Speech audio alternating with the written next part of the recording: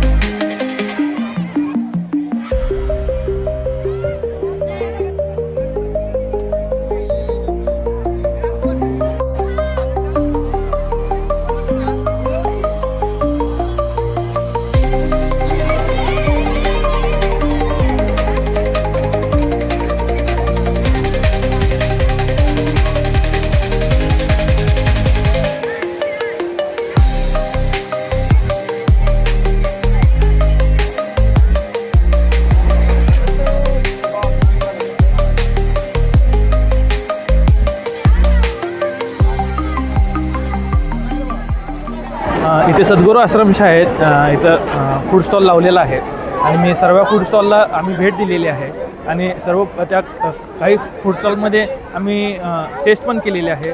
अतिशय उत्तम दर्जेदार आणि खूप व्यवस्थित नियोजन केलेलं आहे आणि अतिशय योग्य दरात ना नफा ना तोटामध्ये ह्यांनी हे सगळ्या फूडचं रेट ठेवलेलं आहे आणि अशा सद्गुरू आश्रमशाळेने जसं हे नियोजन केलेलं आहे असं माझी विनंती आहे की सर्व शाळेत असं व्यवस्थित नियोजन प्रत्येक शाळेनं केलं पाहिजे आणि मी सद्गुरू आश्रमशाळेला शुभेच्छा देतो। नमस्कार, मी संपत वारके, सहाय्यक पोलीस उपनिरीक्षक, निर्भया पथक इस्लामपूर।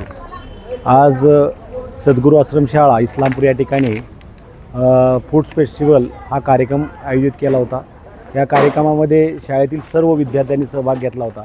ह्या फूड फेस्टिवलमध्ये वेगवेगळे खाद्यपदार्थ ठेवले, त्यामध्ये कांदा भजी असतील, मिरची भजी असतील, वडापाव असेल, त्याचबरोबर बिर्याणी असेल आणि भरपूर असा स्वाद या ठिकाणी या परिसरातील ईश्वरपूर परिसरातील लोकांनी त्याचा आनंद लुटला। व्यवहारी ज्ञान, शिक्षणी ज्ञान सोडून व्यवहारिक ज्ञान असावं आणि त्यांच्या कलागुणांना वाव द्यावा म्हणून शाळेने हे चांगला कौतुकास्पद हा उपक्रम राबवला होता। विशेष करून शाळेचे संस्थापक आदरणीय एकनाथ जाधव तात्या, त्याचबरोबर दोन्ही शाळेचे मुख्याध्यापक, सर्व शिक्षक स्टाफ यांनी त्यासाठी परिश्रम घेतलं।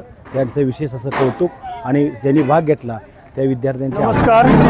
सद्गुरू जंगली महाराज शिक्षण संस्था संचलित सद्गुरू फेस्टिवलचं आयोजन आज सद्गुरूच्या मैदानावर संपन्न होत आहे। यामध्ये वेगवेगळे देशी विदेशी फूड स्टॉल विद्यार्थ्यांनी लावलेले आहेत। याची सर्वसाधारण नोंदणी 160 ते 65 पर्यंत झालेले आहेत।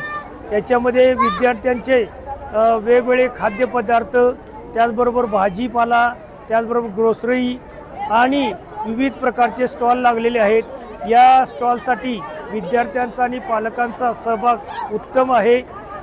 अगदी मिनिमम किमतीमध्ये विद्यार्थ्यांना या ठिकाणी हे पदार्थ उपलब्ध करून दिले जात आहेत आणि सर्वसाधारण परवडणारी ही गोष्ट आहे आणि अशा प्रकारे विद्यार्थ्यांना या व्यवहार ज्ञानाचं ज्ञान मिळण्यासाठी आणि समाजात जगत असताना आपल्या कल्पना किंवा आपल्याला आपलं ज्ञान आजमावता यावं ही एक संधी शाळेच्या वतीनं देण्यात येत आहे।